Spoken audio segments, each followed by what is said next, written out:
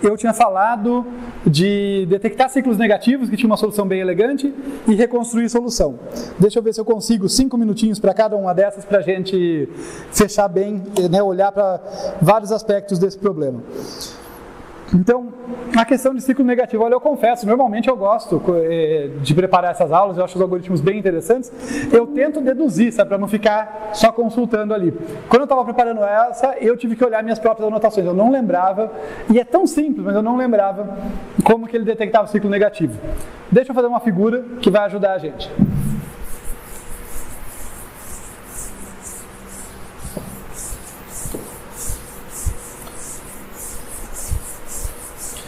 Só para lembrar vocês a relevância de detectar ciclo negativo, é aquilo que eu comentei na outra aula. Eu não vou fazer uma discussão longa aqui, mas como eu não quero proibir repetição de vértices, porque isso tornaria esse problema de caminhos mínimos num problema muito mais difícil, né, se viraria um problema NP difícil, eu permito repetição de vértices, mas na ausência de circuito negativo, para que eu vou repetir vértices? Né? Só piora. Então, meus caminhos mínimos nunca repetem vértices.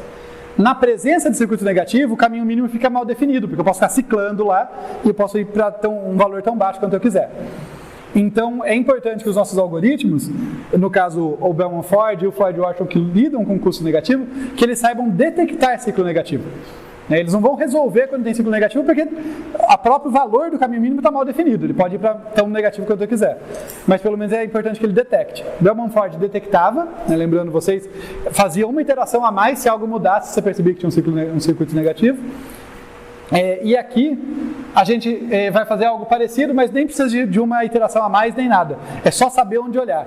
Vejam que elegante aqui, ó. Se eu tiver um circuito negativo, quer dizer que eu tenho algo assim, olha. Tem um circuito que tem pelo menos um vértice. Se eu não tiver alto laço, para ter um circuito negativo, eu vou ter que ter mais do que um vértice, né? Mas no mínimo um vértice tem, né? E eu vou ter uma coisinha assim, com um valor menor do que zero. O valor desse circuito como um todo é menor do que zero, certo?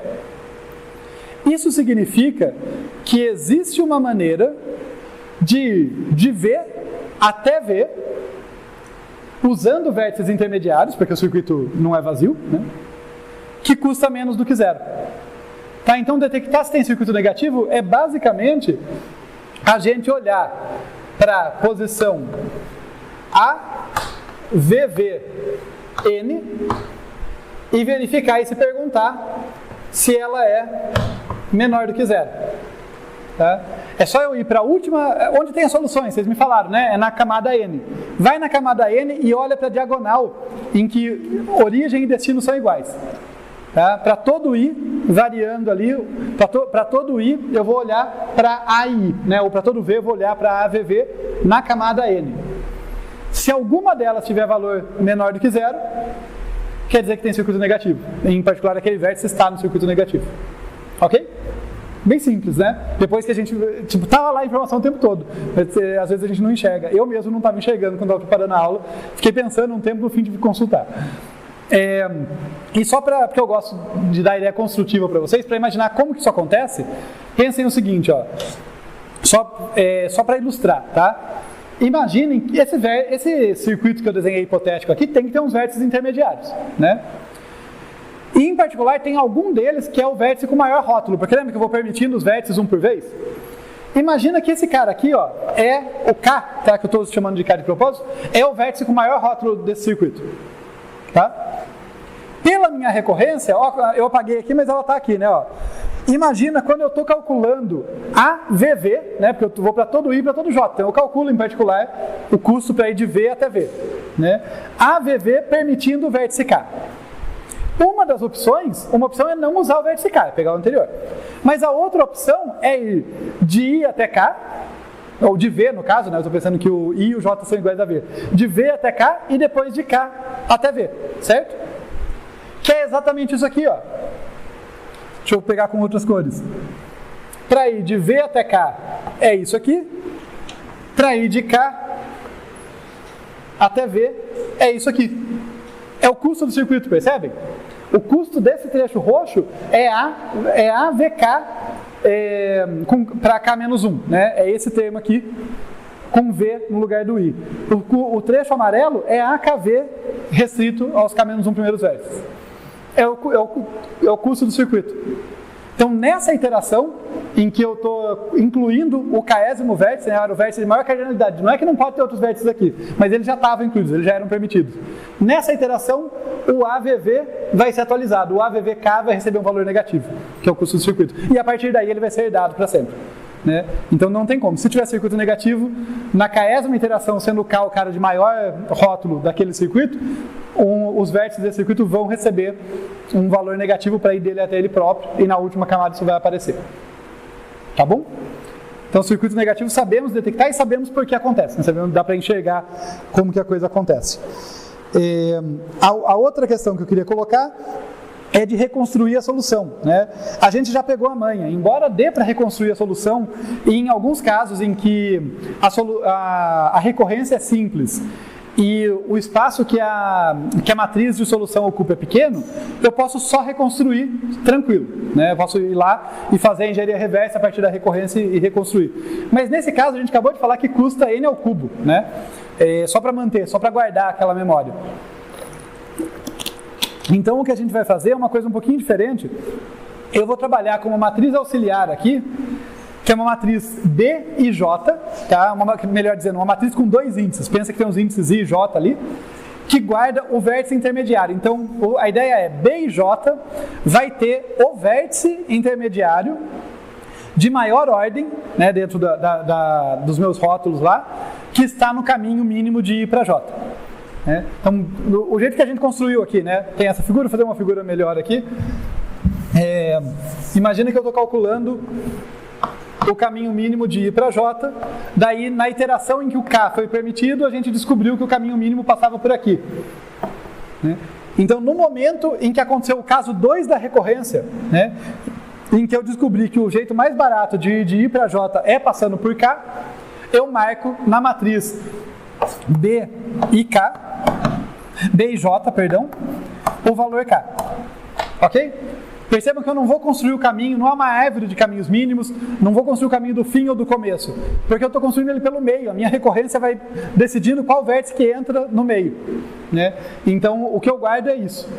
Tudo bem?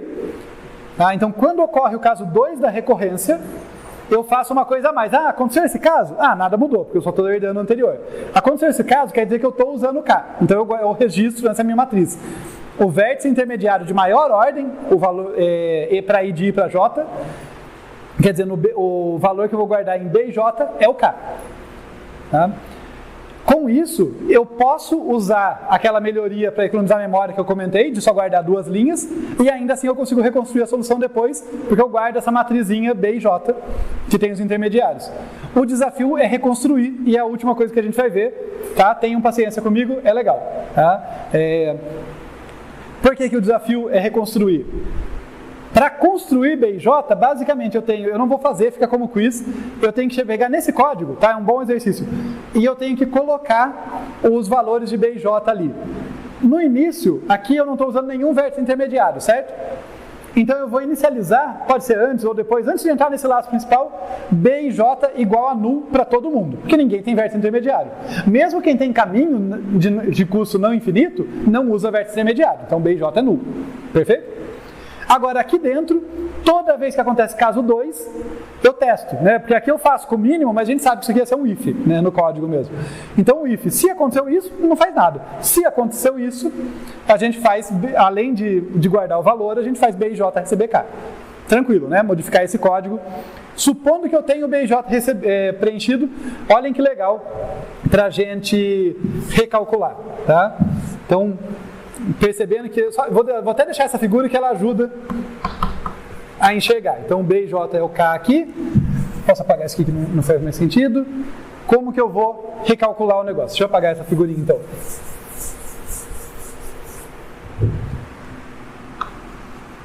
Reconstrói solução. O que eu recebo? Eu recebo a matriz B, tá? Eu só vou precisar dela. E do vértice origem e destino, tá? Eu estou pensando que eu vou reconstruir para um IJ específico. A ideia é essa, olha, eu tenho todas as minhas soluções, eu tenho a minha matriz B auxiliar. Quando eu preciso saber qual que é o caminho de um I para um J, eu reconstruo. É um jeito de operar, tá? Porque senão eu já estou enrolado, né? Se eu quiser saber tudo isso simultaneamente, pensem comigo, né? Eu tenho n quadrado de soluções, cada uma delas tem um caminho. Se eu quiser guardar tudo isso separadamente, vai ficar enorme. Então, vou reconstruir sob demanda quando eu tenho origem e destino ali. O que eu vou fazer aqui? Olha, a brincadeira que eu faço. O B e J, ele vai indicar para mim se tem um vértice intermediário ou se é nulo, se não tem nada, né? Então, vai cair num algoritmo recursivo aqui, olha, caso base do algoritmo recursivo. Se o B e J for igual a null, não copiem ainda porque eu vou mudar uma coisa, se ele for igual a null, não tem o que fazer, não tem vértice intermediário para eu imprimir, porque a ideia é que eu vou imprimindo os caras, né? Não tem. Então esse é o caso em que nada acontece, eu simplesmente volto. Por isso que eu vou trocar aqui para diferente. Então, se B e J for diferente de null, aí sim, vale a pena continuar. Se B e J for diferente de null, eu estou nessa situação.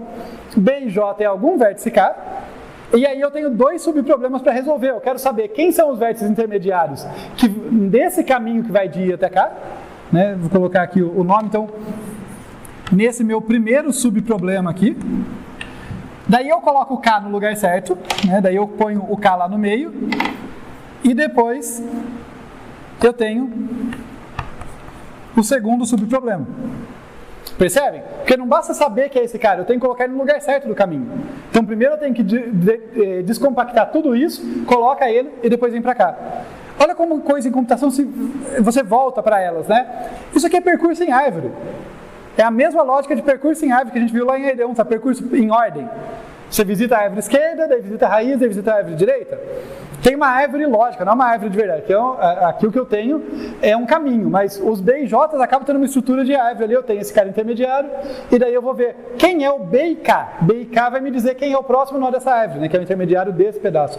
Tá? É uma ideia recursiva. Então eu venho aqui, olha, se B e J for igual a null, não faz nada. Se for diferente de null, eu chamo REC sol de B passando I e K, quer dizer, pela recursão, isso aqui vai imprimir para mim esse pedaço do caminho, na ordem certa. Daí eu imprimo o valor de B e J, aliás, perdão, deixa eu fazer uma coisa aqui que fica mais elegante. Vou chamar de K aqui, o cara que vai receber o valor B e J, para não ter que ficar repetindo B e J toda hora, tá? Desculpa, eu tinha esquecido de fazer. Então, só para ficar mais simples. Daí sim, REC sol, né? Reconstrua a solução, passando a B, mas para ir de I até K, agora o K está definido, né? Daí, imprima K. Então, imprimir todo mundo que no caminho mínimo de I para J vem antes do K, imprimir o K, e agora eu vou imprimir todo mundo que vem depois, que está justamente nesse pedaço, no segundo pedaço do caminho, que é o subproblema que vai de K até J. Ok? Então, um algoritmozinho recursivo aqui para permitir reconstruir, porque justamente, mas tinha que ser recursivo? Tinha que ser recursivo ou ter uma pilha, porque como eu estou reconstruindo do meio, né, o momento que eu pego esse cara não é o momento que eu vou colocar ele na saída. Eu preciso descobrir quem está antes dele, né? O jeito que eu construo a solução tem essa característica, então a recursão se encaixa bem ali para a gente. Tudo bem? Então, tá legal. Com isso, a gente consegue, então, não está escrito exatamente aqui, mas a gente consegue esse algoritmo n ao cubo, que para algumas situações, né, se o grafo for denso, custos negativos que eu falei, é o melhor que dá para fazer. A gente consegue calcular os n quadrado valores ali de caminhos mínimos de todos para todos. A gente consegue guardar essas informações para reconstruir o caminho em B, e a gente consegue fazer isso com tempo n ao cubo, mais eficiência de memória n ao quadrado, se fizer aquela otimização que eu falei, de só guardar duas layers. Tá? Então é essa a melhor versão que a gente chega nessa aula, e por hoje tá legal. A gente, curiosamente, vai falar ainda na próxima aula de caminhos mínimos de todos para todos, porque eu quero apresentar um algoritmo particularmente perspicaz para vocês, mas de PD, esse foi o último exemplo nosso. Eu sei que não é trivial, mas eu espero que vocês tenham pego o traquejo da técnica, vendo essa sequência de exemplos que a gente trabalhou. Beleza, pessoal? Tá bom, obrigado pela paciência aí.